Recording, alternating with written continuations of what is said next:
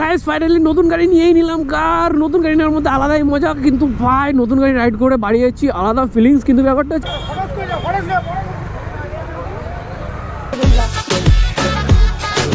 Finally আমরা বেরিয়ে পড়েছি বাইক কেনার জন্য। আর গাইস এখন হেলমেট নিয়ে যাচ্ছি, কিন্তু মানে হেলমেট পরে যাবো না, ট্রেনের মধ্যে হেলমেট পরে যেতে হবে। এখন আমরা ট্রেনে করে যাচ্ছি, হেলমেট নিয়ে পরে ঢুকবো কিনা ভাবছি, কিন্তু গরম, যদি ঠান্ডাটা থাকতো তাহলে হেলমেট পরেই যেতাম। আর ট্রেনের জন্য ওয়েট করছি সবাই, ট্রেন আসবে মনে হচ্ছে। ট্রেন ঢুকে গেছে, চলো বাদ বাকি আবার পরে ট্রেন থেকে নেমে কথা হচ্ছে।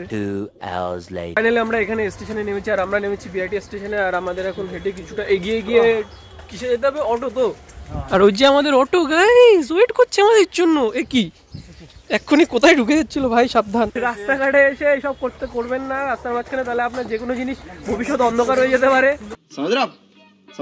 ওয়ার্নিং। আমরা এখন যাচ্ছি তো ট্রেনে, কিন্তু বেচারা একে মিস করবো কিছুক্ষণ বাদে যখন ফিরবো, কারণ তিনজন যাওয়া যাবে না, এটাই প্রবলেম। তো চলো এখন আজকে হচ্ছে গাড়ি ভাই, সেটা মেন হচ্ছে এক্সাইটমেন্ট। আর এক্সাইটমেন্টের কারণ হচ্ছে এই ছেলেটা, এটা যে কিসের জন্য এই গাড়িটা নিচ্ছে সেটা একমাত্র আমরা দুজন জানি, এটা বলা যাবে না, তাই তো?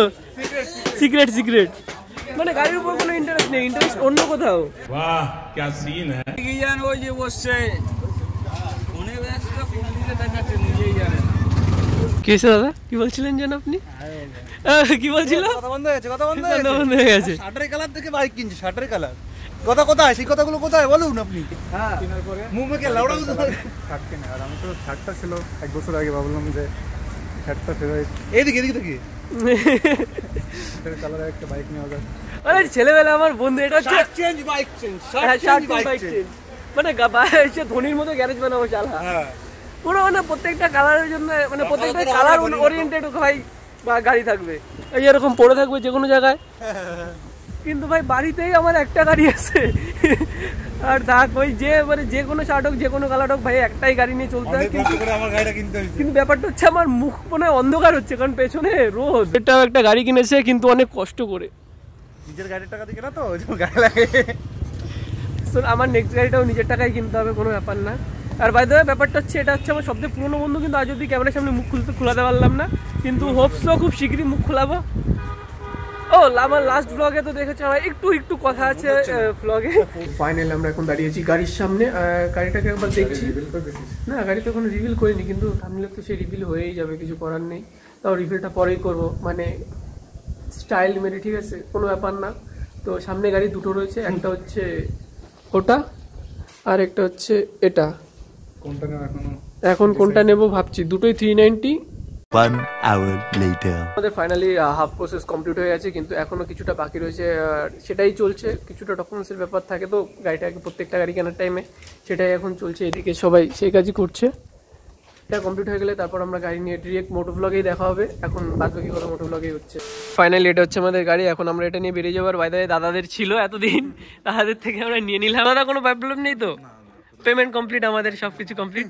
এই যে আমাদের নতুন ওনার আর আগের ওনার। ব্যাপার হচ্ছে সাবধানে এখন চালাতে হবে, কারণ মানে 390 হচ্ছে পকেট রকেট আমাদের জন্য। তো দাদা টাটা। ফাইনালি গাড়ি নিয়ে আমরা বেরিয়ে গেছি, আর বেরিয়ে গিয়ে আমরা এখন গাইস চলে এসেছি দমদম এয়ারপোর্টের কাছাকাছি, কিন্তু বাইকের ক্রুজার গাড়িতে হাওয়া দেয়নি, এই জন্য আমাদের এখন হাওয়া দিয়ে নিতে হচ্ছে। হাওয়া দেওয়ার পর গাড়ি এখন উঠবে। আগে আমার ব্লগে অনেক ডিউক দেখে নিয়েছো, কিন্তু এটা হচ্ছে নিউ গাড়ির ফার্স্ট রাইড। তাও ডিউক নিয়ে আমার কলকাতার সাইডে প্রথম চালানো বলতে পারো। আর এখন সিগন্যালগুলো দেখে যেতে হবে, আমার কিচ্ছু করার নেই, কারণ আমার সিগন্যাল দিয়ে খুব একটা এক্সপিরিয়েন্স নেই সিগন্যাল দিয়ে চালানো। আমরা এখন আছি এয়ারপোর্ট রোডের সাইডে, মানে এয়ারপোর্ট। ও ভাই উড়ে যাচ্ছে দাদা, বিরাটির জ্যাম খেয়ে গেছি আমরা। গাড়ি নিয়ে ডিরেক্ট মাকে দর্শন করিয়ে নিয়ে যাব, যা আছে কপালে ভাই, কিছু হলে হবে। মাকে একটু দেখাই নিয়ে যাই।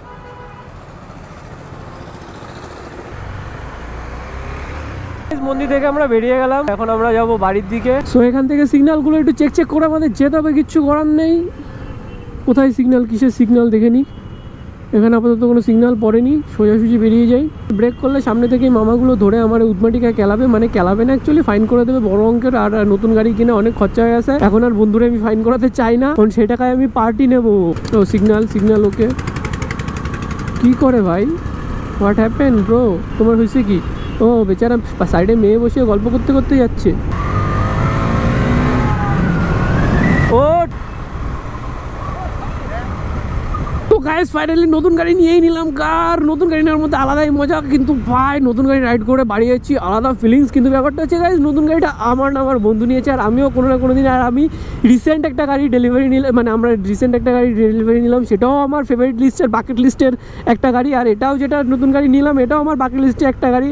আর দুটো গাড়ি নিয়ে নিলাম, পরপর দুটো গাড়ি নিলাম গাইস। কিন্তু দুটো গাড়ি আমার জন্য নেওয়া হয়নি, দুটো বন্ধুর জন্য নেওয়া হয়েছে ভাই। বন্ধুর মাথায় উঠে গেছে ভাই, থার্ড গিয়ারই চালানো যাচ্ছে না, এখান থেকে কি চালাবো। এটা নিয়ে কখনো যাবো বাইরে এটা টেস্ট করার জন্য, কারণ ডিউক নিয়ে যদি হাই স্পিড না চালানো হয় তাহলে ডিউকের মান সম্মান নষ্ট করা হবে। আর এই ভিউটা এনজয় করো তোমরা, আলাদা লেভেলের ভিউ ভাই। এইখানে আসলে একটা ঠান্ডা হাওয়া পাওয়া যায়, প্লাস ভিউ তো পাওয়াই যায়। এখান থেকে বনগা বিরা বদর যাওয়া যায়, আর আমরা যাবো বনগা লাইনে। আর এটা হচ্ছে বিরাট চৌমাথা। অ্যাক্সিডেন্ট না কি কাটছে,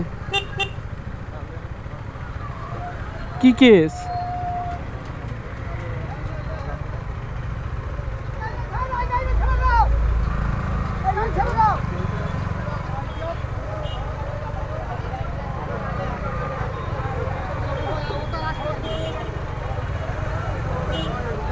এই গাড়ি নিলাম,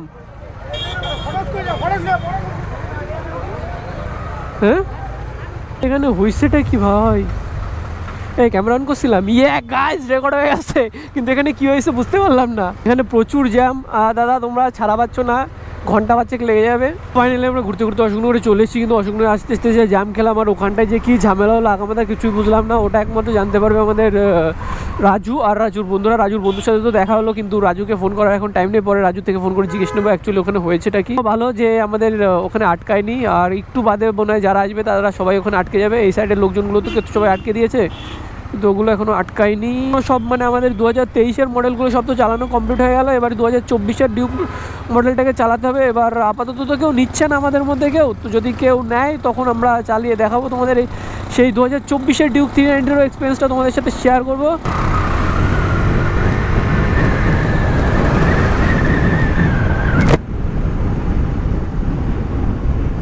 বাস কাকা সাইডে যাও, বাসের মধ্যে দিয়ে কে যেন বমি করছে ভাই।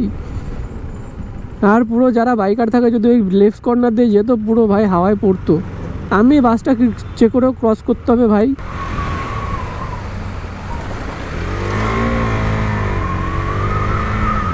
বাইকে আমরা চলে এসে হাবড়াতে, আর আমাদের সেই পরিচিত পাম্পের আমাদের হাত থেকে একটা ফার্স্ট ফুয়েল আপ হচ্ছে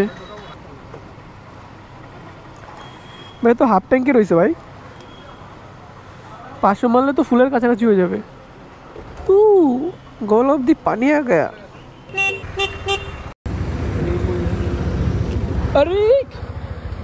रीक भाई टाटा, चलो।